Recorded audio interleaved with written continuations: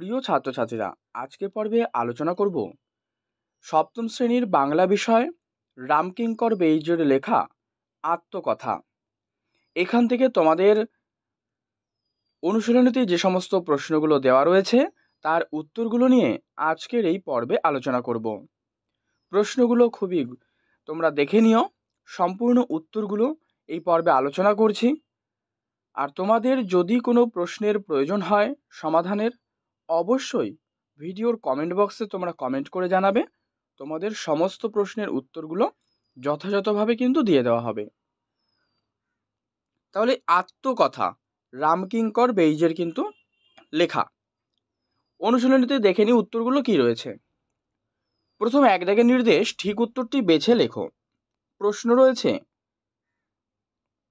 রামকিঙ্করের প্রথম শিল্পের স্কুল বাড়ির পাশের কোথায়? উত্তর করবে কুমোরপাড়া, যেটা তোমাদের বইয়ের একেবারে প্রথমেই কিন্তু রয়েছে, প্রথম পাতাতে।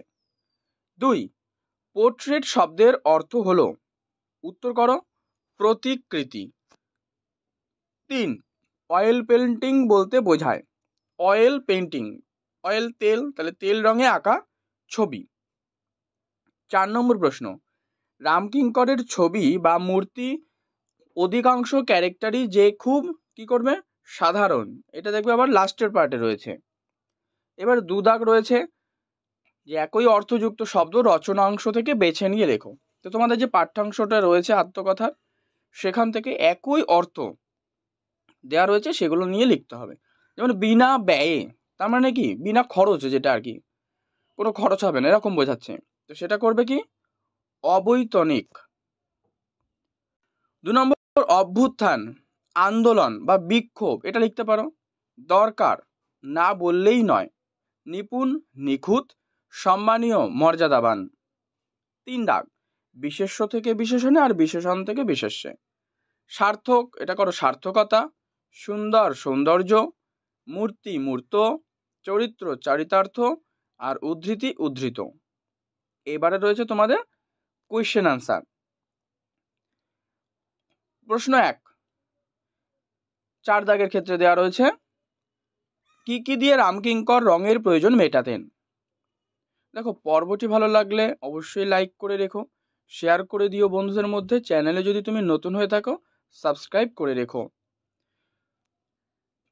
তো এই যে প্রশ্নটি রয়েছে যে রামকিঙ্কর কি কি দিয়ে রঙের প্রয়োজন মেটাতেন, কি কি দিয়ে, দ্বিতীয় পাতার প্রথমেই রয়েছে দেখবে এই গল্পটার, যে গাছের পাতার রস, বাটনা বাটা শিলের হলুদ, মেয়েদের পায়ের আলতা ও মুড়ি ভাজা খোলার চাচা ভূষকালি দিয়ে রামকিঙ্কর কিন্তু রঙের প্রয়োজনটি মেটাতেন।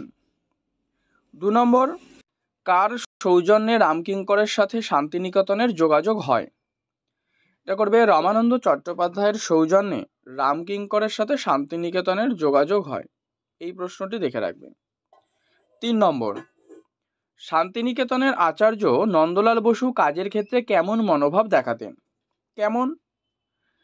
দেখো, কাজের ক্ষেত্রে নন্দলাল বসু তিনি কিন্তু খুবই উদারতা দেখাতেন, বিশেষ কোনো নির্দেশ দিতেন না, প্রয়োজনে অল্প স্বল্প কথা বলতেন, তবে ইম্পোজ করতেন না, কাজের পূর্ণ স্বাধীনতা কিন্তু দিতেন।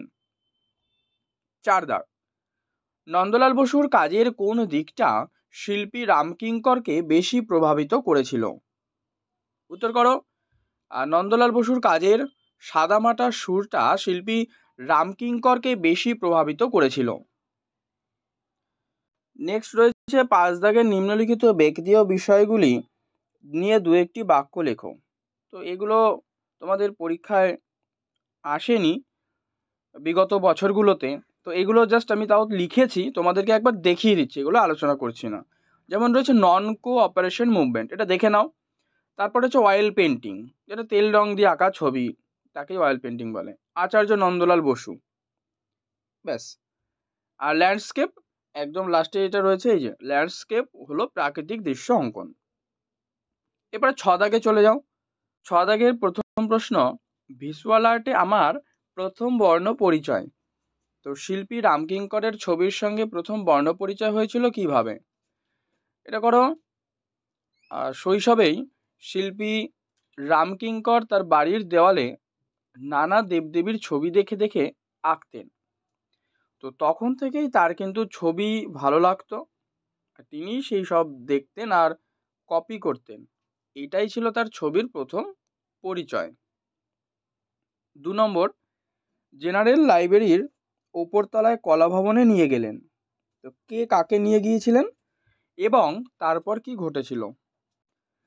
এটা লেখো যে রামানন্দ চট্টোপাধ্যায় শিল্পী রামকিঙ্করকে নিয়ে গেছিলেন কোথায়? সে জেনারেল লাইব্রেরির উপরতলার কলা ভবনে। তো কি ঘটেছিল তারপর? সেখানে শান্তিনিকেতনে জেনারেল লাইব্রেরির উপরতলায় কলা ভবনে রামানন্দ চট্টোপাধ্যায় রামকিঙ্করের সঙ্গে আচার্য নন্দলাল বসুর পরিচয় করিয়ে দেন। 3 নম্বর প্রশ্ন, যতদূর মনে হচ্ছে গার্ল অ্যান্ড দ্য ডগ এটা কার উক্তি?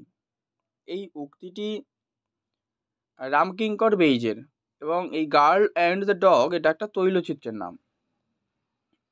কিসের নাম? এটা একটা তৈলচিত্রের নাম। তো তিনি কিভাবে এ ধরনের কাজ শিখেছিলেন? এটা প্যারা করে লিখবে যে একদিন তিনি দোকানে গিয়ে বললেন যে অয়েল পেন্টিং করব, কি রং আছে আর কিভাবে করতে হবে দেখান। তো দোকানদার তখন তাকে বললেন যে এই তুলি, এই টিউবে রং আর এই পাত্রে তেল আছে, ডুবিয়ে নিয়ে রং করুন। এইভাবে তিনি একজন দোকানির কথা শুনে এই ধরনের আঁকা শিখেছিলেন। লাস্ট প্রশ্নটা তোমাদের পরীক্ষায় আসে যে প্রশ্নটা, সেটা হচ্ছে এই সাদামাটা সুরটা আমাকে ভীষণভাবে টানে, মানে কাকে টানে? উত্তর করবে রামকিঙ্কর বেইজকে টানে। ওর সাথে একটা প্রশ্ন, সাদামাটা সুর বলতে তিনি কি বুঝিয়েছেন? দেখো, সাদামাটা সুর বলতে লেখক নন্দলাল বসুর ছবি আঁকার যে সাদামাটা সেই কথাটি বুঝিয়েছেন। আর তাকে এই সুর টানে কেন?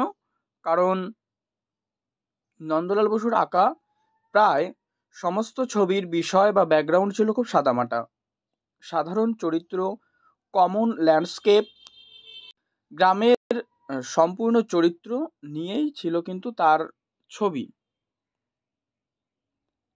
এই সাদামাটা ধরনটাই লেখককে প্রভাবিত করেছিল।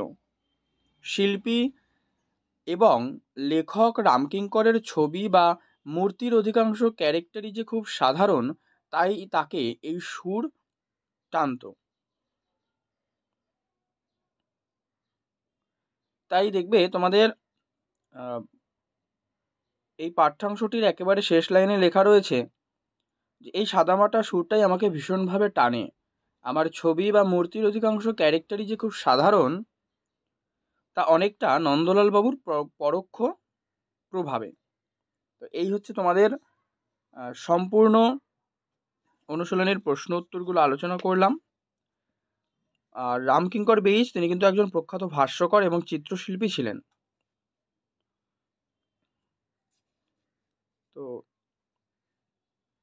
এখান থেকে এরপর যদি তোমাদের কোনো প্রশ্ন থাকে অবশ্যই তার সমাধানের জন্য কিন্তু কমেন্ট করে জানাবে। পাশাপাশি পরবর্তী ভালো লাগলে লাইক করো, শেয়ার করো, আর চ্যানেলে নতুন হলে অবশ্যই সাবস্ক্রাইব করে রেখো।